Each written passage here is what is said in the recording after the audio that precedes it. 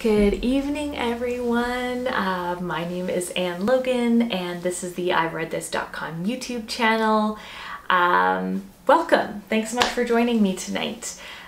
Before I dive into my book review for the evening, I just wanted to talk a little bit about the t-shirt that I'm wearing, and the day that I'm recording this is September 30th, which is Canada's first ever Truth and Reconciliation Day. And it's also Orange Shirt Day today. So here in Canada, this is a new day to recognize all of the pain that has been caused to Indigenous peoples in Canada, and it's a step towards reconciliation. So Orange Shirt Day specifically is recognizing the trauma that Indigenous children went through the residential school system, and this Every Child Matters t-shirt is referencing the fact that every child matters. I'm sure a lot of you have seen the news in this past year where all of these bodies of children have been discovered around residential schools in Canada. It's just been absolutely horrific, and I've talked about it in some of my blog posts, but September 30th is a really important day, and I wanted to talk about that because I know I have a lot of followers who don't live in Canada. So it's a really interesting educational piece for you guys. And I also wanted to give a short land acknowledgement before I started my review. So land acknowledgements is something that's becoming more and more common here in Canada. I'm not sure if that's true around the world. I'd love to hear in the comments, but I've been seeing a lot of land acknowledgements. We'll get, you'll do them before an event, before a live event, before an online event. Even when I attend webinars for work now, a lot of times a land acknowledgement is done before anything else happens. So I wanted to do that tonight just because September 30th is such a special day. So obviously the land acknowledgement is going to be different depending on where you are at the time. So this is of course on land acknowledgement specific to Calgary. So it goes, in the spirit of our efforts to promote reconciliation, we acknowledge the traditional territories and oral practices of the Blackfoot, Siksika, Piikani, and Kainai, the Tsuut'ina, Sarcee, the Stoney Nakoda First Nations, the Métis Nation Region 3, and all people who make their homes in the Treaty 7 region of southern Alberta. I've had to do quite a few land acknowledgements in the past few years, so I'm getting better at learning all the correct pronunciations. But that's just a kind of interesting tidbit of info for you guys. Let me know if you have any questions in the comments. I could try to answer them as best I can. I'm also going to try to link to some charities if you're interested in donating to support Indigenous-led organizations here in Alberta. So tonight, the book that I'm going to be reviewing is actually by a Native American author. It's called My Heart is a Chainsaw by Stephen Graham Jones. A lot of you may be familiar with this author. I reviewed his last book, The Only Good Indians, last year on my blog. And as I said, he's Native American. He's part of the Blackfeet tribe of the Blackfeet Indian Reservation of Montana.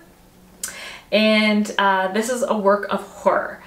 He is a very kind of gruesome writer, so this is not for those who are squeamish. There's a quite the body count by the end of this book, so I will just say that as a warning. One of the reasons I actually picked this book up now was because I'm starting, it is September 30th, so I'm starting to read my kind of spooky, horror, scary books for the month of October. This book is all about a 17-year-old girl named Jade Daniels who lives in Prufrock, Idaho, and the story is told from her perspective. And she lives a very difficult life. She's about to finish high school, but she hates it there. She has no friends. She lives with her father, who is an abusive alcoholic, who has awful friends himself who take advantage of Jade. And the only thing that she really does that she can do to escape this really difficult life of hers is watching horror movies. So she loves slasher films, and there are constant references throughout the entire book to Friday the 13th, the Halloween movies, Jaws.